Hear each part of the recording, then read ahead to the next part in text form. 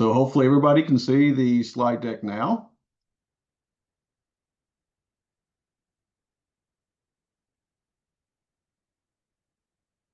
Again, this is the stakeholder meeting for Rulemaking 1. We're going to talk about some very specific things. There will be a Rulemaking 2 hearing later in the year or early next year for the majority of Senate Bill 25-002.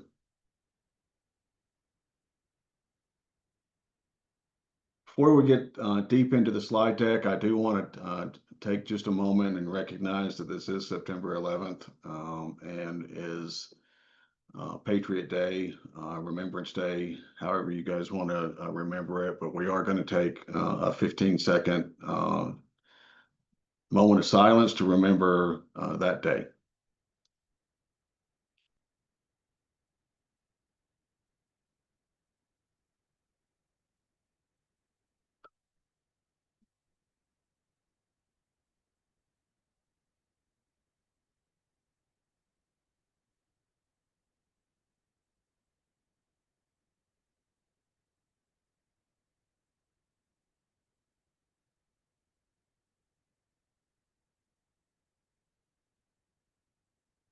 Thank you. So this is our agenda for the day. We're going to talk about some of the key provisions in Senate Bill 25-002. We'll talk about our implementation plan a little bit. And then we'll talk about the rulemaking process and public input into that, which we hope that's what you're here for.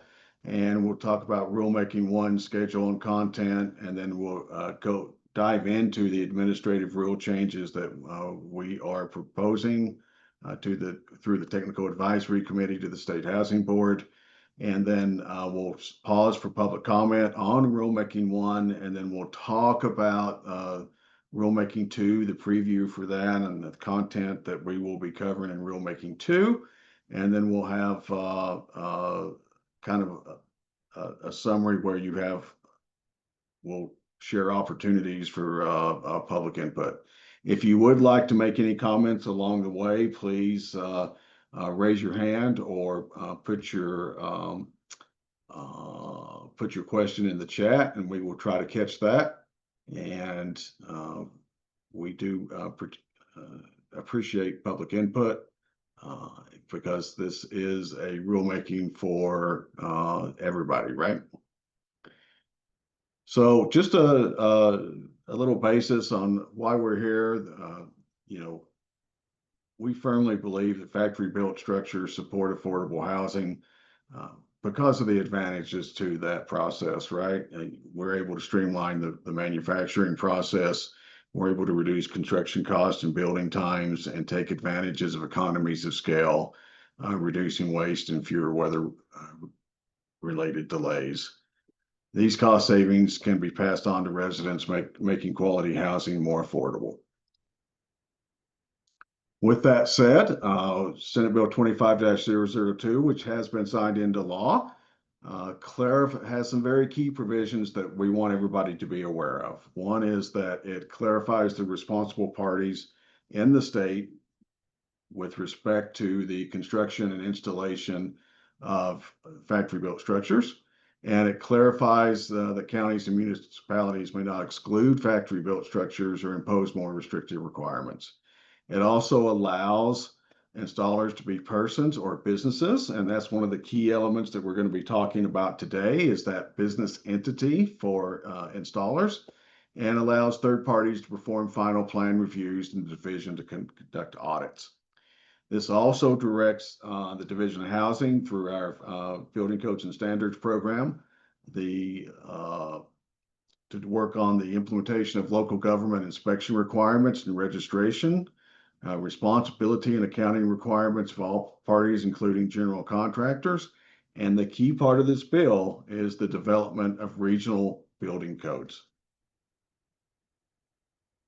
So our implementation plan, we've broken it down kind of into three big chunks that we're going to be working on for implementation, and we're in phase 1 right now. Phase 1 is Rulemaking 1, and that timeline is between June and December of 2025. Phase 2, which we've already started talking about in our Technical Advisory Committee meetings, is Rulemaking 2, and that'll run from June 25 to through June of 26. And then phase 3 is the ongoing technical assistance just from our department and the enforcement. Just an overview on how administrative rulemaking works for building codes and standards and factory built structures. We actually have a technical advisory committee that is made up of 19 experts and representing different sectors of the industry, and they recommend rule changes to the State Housing Board.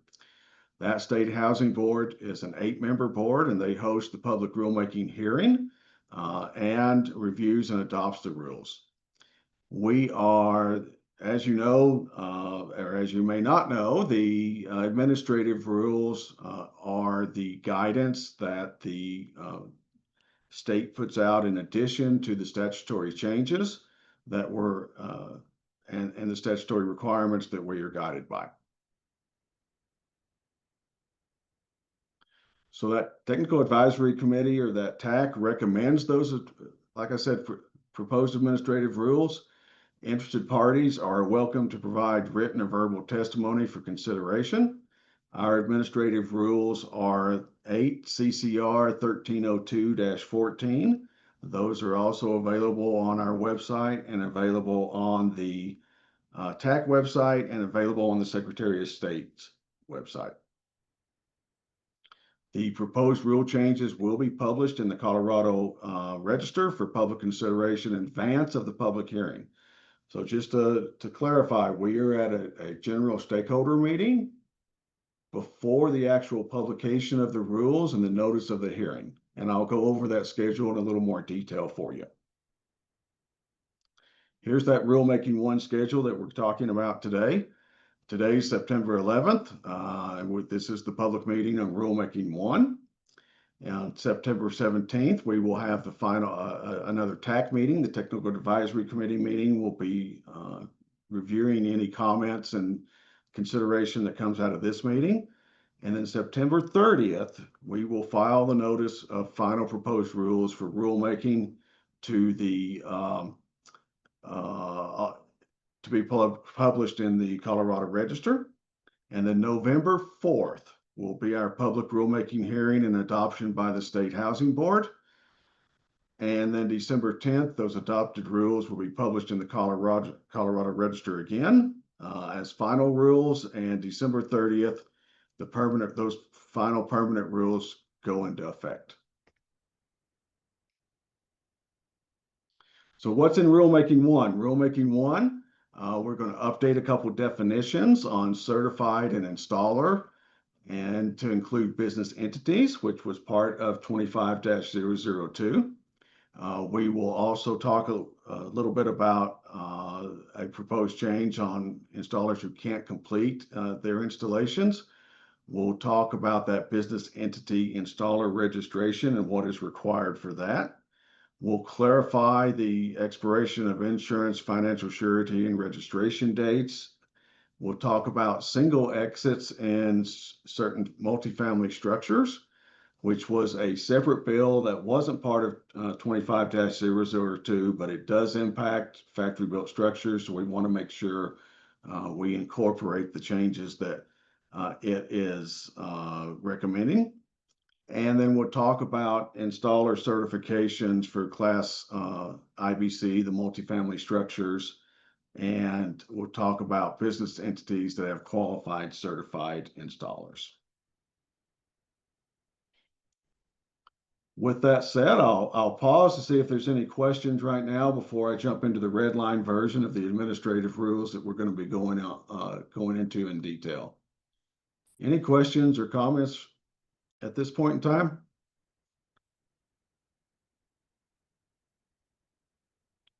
All right. So chapter 1, the administrative rules are broken down into different chapters, and each chapter covers a section. We're going to be talking about several different chapters here as we look at the proposed red line changes. Chapter 1 of the administrative rules is our definitions. And so we're looking at two changes here. For simplicity's sake, I have added red as the content that is changing, and black is what is currently there. So in the definition for 1.6 of certified, we're adding that a business entity may become certified only when all registered installers within that entity have been certified. Only a certified individual installer registered under business entity may certify an installation completed by them per rules 110 and 119. And then the definition of 119, the installer means the person that's registered with the Division of Housing as an individual or a registered person conducting installations on behalf of themselves or a registered business entity. This individual is responsible for the direct on-site supervision of the installation as defined in Rule 1.10. And those are the only two changes that we're going to see in Chapter 1 for Rulemaking 1. Chapter 2 is our Codes and Standards chapter. That's where we adopt the 2021 IRC, IBC, NEC, and all the other codes and standards that we referenced for our program. And we make any amendments to those standards and codes for the program. We're only recommending one change in Chapter 2, Codes and Standards, and that ties with that other Senate bill that House bill that I talked about, and that is to allow single exits in buildings that are no more than 5 stories of a Group R2 occupancy, as defined in that bill and now defined in Colorado Revised Statutes 30-28-213 and 31-15-604. And it allows a single exit in certain multifamily residential structures that meet those requirements. So this is no different than what is now being allowed for on-site built multifamily R2 occupancy units. This is an amendment to the IBC, and this is the only Chapter 2 Codes and Standards change that we are proposing at this point in time. Any questions on Chapter 1 or Chapter 2? Chapter 3 is pretty easy also. We just clarified in Chapter 3, which is our fee section, that the installers are individual or business at $250. $250 is the price that is set in statute for installer registrations. And so that's what we just carried forward, and just clarifying that it is for both individual or a business entity. Any questions on Chapter 3? Okay. Chapter 6 is where we will see most of the changes in Rulemaking 1. Chapter 6 is the installation of manufactured homes and tiny homes. And so Chapter 6 is where we really drive down into the business entity installer registration and business entity certification for installers. And so we're going to dive into that a little bit. And then we also took the opportunity to clean up some other language at this point in time that we felt needed to be cleaned up. And we're running through the Technical Advisory Committee again to the State Housing Board. Sometimes an installer can't complete an installation, and this is what we're going to talk about right now. Rule 6.2.4 was added. If they cannot complete an installation, the installer themselves or the registered or certified business entity must notify the division within 5 business days they cannot complete the installation, and the name of a new qualified installer, and request a new installation authorization. That new qualified installer becomes the installer of record and must complete the installation, accepting full responsibility for the installation and any corrections if required.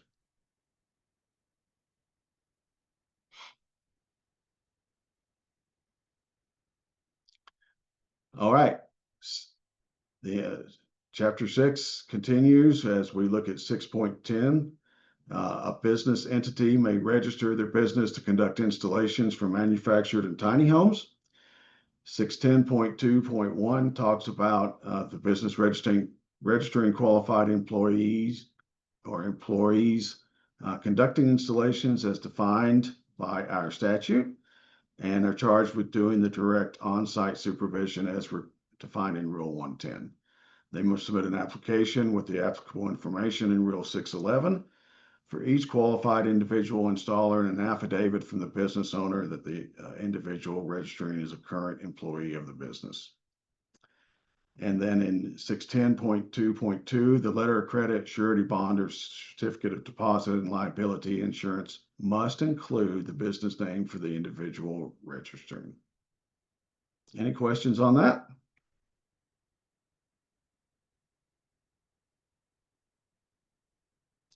Chapter 6 continues with 610.2.3. Business accounts created must match the name of the business and business name in the documentation of the items in 610.2.2. Business owners or their representatives must notify the division within 30 calendar days when a registered employee has been terminated or is no longer with the business, or if the business ceases to exist. And then 610.2.5, each installer registered will be marked inactive when any item in 610.2.2 expires, or if an application to renew has not been submitted prior to the expiration date. And then 610.2.6, education requirements for both registration and renewal must be completed by each qualified individual, registered or certified installer within the registered or certified business entity.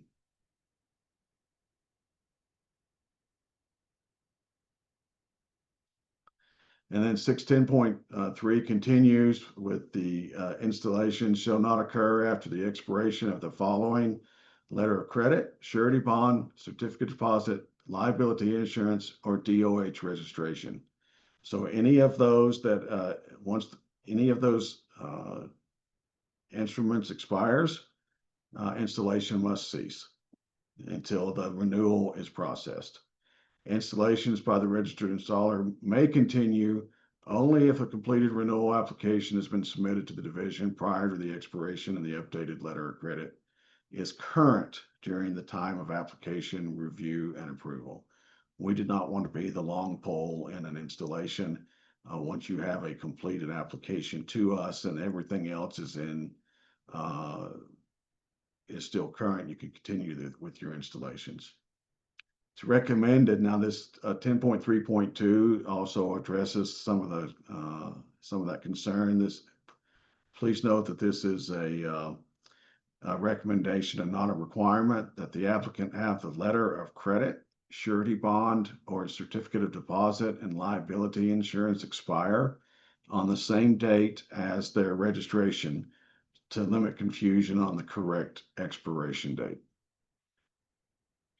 You may have to work with your insurance company and your bonding company to align those dates a little bit, but they should be able to do that for you. Any questions on the registration of business entities for installation, for installers? Okay.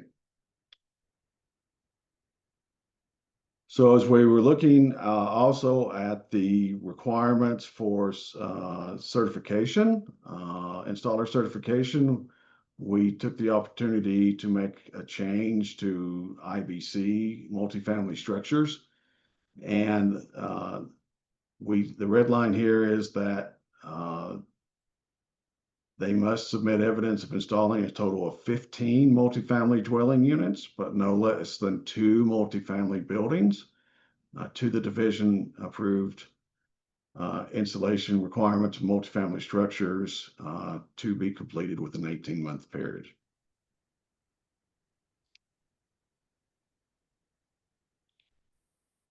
Then we jump to Rule 6.13. We're talking about certification. We have registered installers and certified installers, and we wanted to make sure that the business entities could also become certified if they wanted to, right? And that's what Rule 6.13 is talking about, that the business entity pursuing certification must provide evidence that all registered installers registered with the business meet the requirements in Rule 612 and successfully complete the certification inspection in Rule 613. And then once the business entity is certified, it may register a new installer with the business entity and maintain certification status as long as the newly registered person completes their certification within 18 months from the date they successfully register with the division. And the registered qualified installer employed by the certified business entity will be required to have their installations inspected by the division or one of its approved installation inspectors until that qualified individual is certified. So that covers the part where a certified business entity brings on a new installer and wants to get them certified. This is the path to do that. But while they're still registered, then they will have to have their installations inspected. All right, and that is the end of the red line for the rules for rulemaking 1. I'm going to pause again here for any more public comments on what we've covered. Any questions, concerns, or comments? I'm also going to provide an email address in just a second for you to send any written comments after you think about it a little bit. And then I'm going to talk about what are some of the next steps with rulemaking 2. So any questions on what we covered here, which was the Chapter 1 definition change, Chapter 2, the IBC amendment for single exit stairwells and certain qualified structures, and anything to do with the registered and certified business entity installers. Any comments or questions on that? Yes, ma'am. I see somebody waving. Let's see if we can hang on just a second. How about that? Can you hear me now? I can hear you. Thank you. I do have a question. So when people register or get certified, what's the ETA from your to be approved? How long do you guys take in order to do that? Donnie, I don't know what the exact timeline is. We normally can get those things processed within 20 or 30 days, I think, for registrations, right, Donnie? So with full staff, we typically get them done within 2 weeks. Yeah. So we just got a new person onboarded about 3 weeks ago. So we're getting caught back up. So it's taking a little bit longer at the moment, but we are catching back up. Okay, great. Now I have another question for you guys. Okay. To get renewed, once you've gotten all that and you've sent your renewals in, which I know you guys are probably getting your phones beat down right now, and I get it. I mean, because I hear we're an installer and stuff, and we're trying to get renewed. And I'm sure you guys are very well aware of that. The building departments are freezing all of us. I mean, we can't get framing. We can't get foundation. Even if we have another installer who is ahead and approved, they still won't let us. El Paso County, Pikes Peak, for instance, we are dead in the water until we get renewed. And I've put my application in 4 weeks ago, and I still have nothing. And I'm leaving to go out of town. And I called them and they said, nope, it's not our problem. It's state regulated. You're frozen until you get renewed. And I'm like, well, I sent my stuff in 4 weeks ago. Not our problem. What are we doing about that? Because it's affecting our homeowners. Our homeowners are screaming and we're like, we can't do anything. The building departments won't let us. So I don't know how true that is. That's why I wanted to ask you guys, is what they're telling me really true? Because that makes no sense. Well, for the installation of the unit itself, yeah, you do need to be registered. And I get that. Right. Yeah. And then what we'll do is we'll take a look and see where we currently are on renewing installations and try to fast track those. Donnie, you've got your hand up. Yeah, I guess just for a little clarification, the departments that you're discussing down south there, to my understanding, there might be some confusion on what they're requiring versus what we require. So as Sam was saying, we require the registration to be approved so you can do your installations. But I've been trying to get a hold of the building department down there. It's not Pikes Peak. It's Was it Pueblo, I believe. Yeah. And so from my understanding, what I heard from other installers was that they are withholding permits Mhm. until you have an active registration for the permitting. What I'm trying to figure out is, because I think the other issue was that they had some insignias that we're trying to get clarification on, because they did not report them before we send out any more to them. We did send out some more, so I believe they opened that up to allow some installations in the time being. But what I'm trying to figure out is if they are withholding permitting because they are requiring some sort of contractor registration using the installer's license. I think that's what I'm They hearing. are. You're Yeah. right. And inspections. And I'm talking about inspections that have nothing to do. I mean, we're just doing we're starting the groundwork, the foundations, and we call in for an inspection. They're like, nope, sorry, your installer license just expired yesterday. So until the state does it. And I'm like, I said, really? And their whole claim to fame on this is for some reason, if you don't get renewed, you're now trying to do a home that you're to be an installer on. Therefore, that's why we won't renew you, because if they're not going to renew for whatever reason, you wouldn't renew me. Now you're in the middle of a project that you can't finish because we allowed you to have inspections up until. And I'm like, well, I can always hire another installer to do it. And if you don't let me finish out my permit anyway, then I can't do anything with any future projects. So why would I do that? I mean, none of it makes any sense. At the end of the day, their fingers pointed at you guys. And I'm just like, Well, I don't know if the state would really do all that, so that's why I'm asking. yeah. Let let us know who you're working with down there. We call a lot of the regional building departments on a regular Okay. basis, and we will work with them. There is a situation where one of the local departments was not reporting the insignias, Sure. and we asked them to report where they had placed our insignias. And now we're trying to get that sorted out, but we did send them some more insignias. But the permit itself, we don't issue the permits, so they should Right. not be holding that. Mo, you had some comments on this? Exactly. I do, thank you. What building department is this? I'm sorry, I missed This that. is El Paso County. This is Pikes Peak Regional. That when we go, if our installer, because like I said, I mailed my installer all my renewal, everything on August. Sorry to interrupt. I got all those details. But I thought somebody else said it was a different building department. I heard No, Pikes Peak Pikes originally, Peak and I heard Regional some. Building Department. Okay, No, so this Donnie, gentleman, so the Donnie, why gentleman don't said you it was another one. hang tight, man. So Donnie, why don't you schedule a meeting with Pikes Peak to have a conversation about this and get the information from this. What's your name? I'm sorry, man. My name is Terry Polson. It's Polson Terry Polson. Construction. Yeah, if you guys can get the details from them and schedule a meeting to talk about the specific issue and to That'd be see if it's impacting any others, and make sure you schedule a meeting ASAP for that. But I thought I heard a different building department somebody mentioned earlier. Did I miss that, or did it's here? There was also an issue with Pueblo that we're working, Mo. Okay, so let's schedule a meeting with Pueblo ASAP as well to have this conversation. We've Make sure we're all on the same page. Thank you Yeah, for bringing yeah. this to our attention, man. That would be wonderful. I just want everyone to be on the same page, and I just want some clarification. And some of the things they're telling me, I'm just like, why would the state do that? That's not even, they don't even care about that. That's not even a part they play. So I'm just not really sure where everybody's at. Yeah, that's I'm fair. putting We just them want on- to make sure, there's nothing that we're doing that's holding things up or Exactly. creating confusion.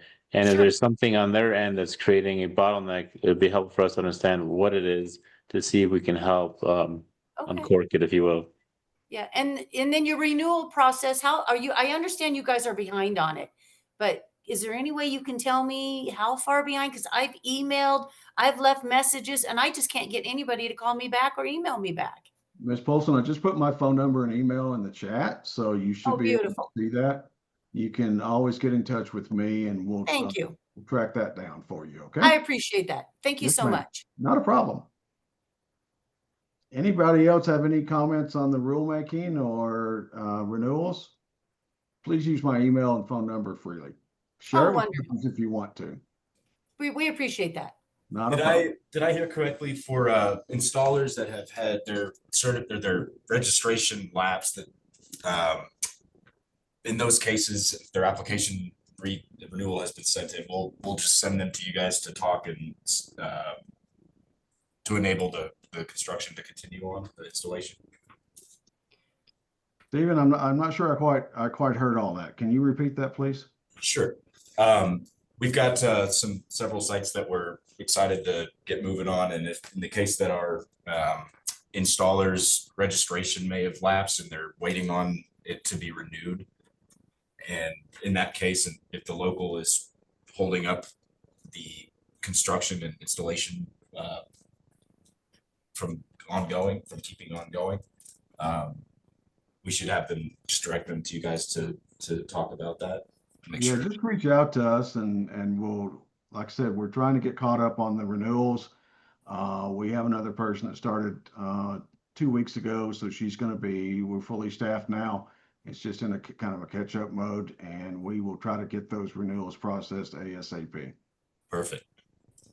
But again, Sure, my yes. phone number and email is in the chat, and if you're running into a problem with the local, let us know.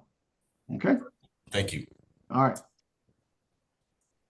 Any other questions on this topic? Donnie, you've got your hand up again? Yeah, just real quick, and just for clarification for Stephen, we are adding to rule for this next cycle the ability to continue installations when you lapsed, as long as you submitted your renewal application before your expiration. So I just want to clarify that. So it's not effective now. It'll be effective once the rule has been approved.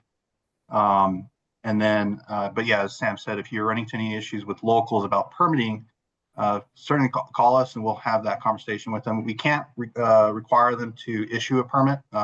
Permitting is done by the locals, but we can maybe have some conversations with them to maybe give them a better understanding of the process, and they might be a little more open to issuing the permit. Sure. That would be. That'd be wonderful. All right, thank you. All right, so next steps. Just a preview for rulemaking 2 content, and that is that the big task there, the heavy lift, is the development of the regional building codes that will allow manufacturers to no longer use site-specific criteria, but they can build to a zone or a region that is designed to the strictest design criteria for wind, snow, and other climatic conditions. We're also going to take a look at strengthening the local government inspection process. We're going to look at the third-party plan approval for manufacturers. And then, of course, this bill also allows us to use a third party for plan review or approval. And then an audit process for plan approvals, inspections, contracts, and verification of down payment protection. And clarification on responsible parties from all different sides, and then contractor registration and education in areas of the state where the locals already have a contractor registration process. And then there was another bill that passed this year on accessibility. It brought up a review by our department also of our 9.5 accessibility requirements. So we're going to make sure everything's in alignment, so there's no double standards or double jeopardy there on accessibility if needed. Right now, we're compliant with the new law on accessibility.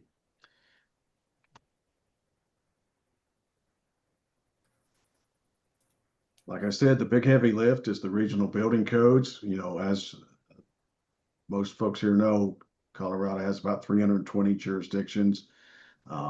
Previous requirements required a site-specific address and compliance with local design criteria. And that regional building codes will allow manufacturers to build multiple units for a region with one set of plans. And that regional design criteria will incorporate wind shear, snow load, wildfire risk, thermal zone, radon mitigation, or automatic fire sprinkler system. Rulemaking 2, we are currently talking about that, but March 11th is the target date to have those proposed rules to TAC and interested parties. March 18th, we'll discuss and finalize the proposed rules. And then March 31st is my target date to file those notices for rulemaking. And then May 5th will be that public hearing and adoption by the State Housing Board for rulemaking 2. With the files going for legal, with the approved rules going to legal review, and then adopted rules published in Colorado Register again, just like we're doing for rulemaking 1, and a June 30th effective date for those. This is rulemaking 2. This is the prelude to that. Here's that slide with the additional opportunities for public input. November 4th will be our State Housing Board public hearing for rulemaking 1. Email any written feedback to heather.hopwood@state.co.us with rulemaking 1 in the subject line. We'll make sure those are part of the permanent record. There's a QR code for the State Housing Board meeting information. We also invite anybody that wants to listen into the workings of the Technical Advisory Committee meetings. Those are public meetings, and we encourage stakeholders to participate. We do give priority to TAC committee members during the discussions. If time permits, we will take public comments also. And then these meetings will occur bi-weekly and are open to the public and recorded. I'm going to give you the contact information for that. This is the list of since this is such a big, heavy lift project, the TAC is meeting every 2 weeks. These are volunteers. Like I said, there's 19 of them. And the QR code here for the TAC meetings is on the bottom right of the page. There's also a Technical Advisory Committee page. You can find that by putting that in your search engine. And if Heather or Michelle or Donnie or somebody could put that TAC meeting website and the link, I would appreciate it, or in the meeting chat, I would appreciate that. And then I'll pause here for any other questions.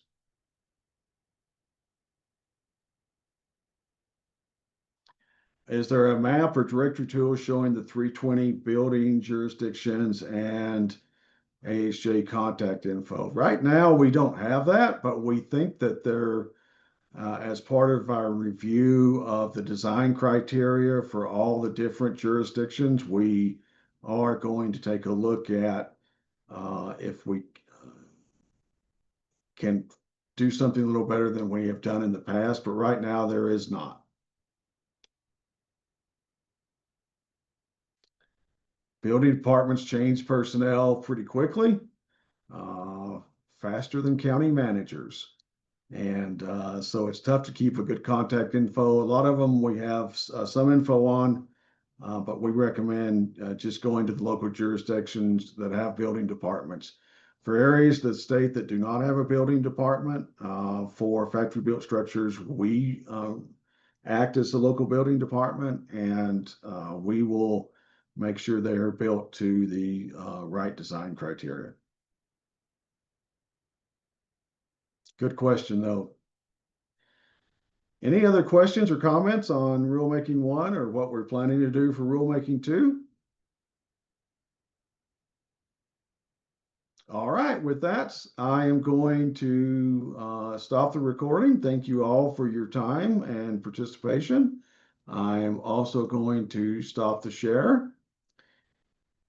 And everybody have a great day.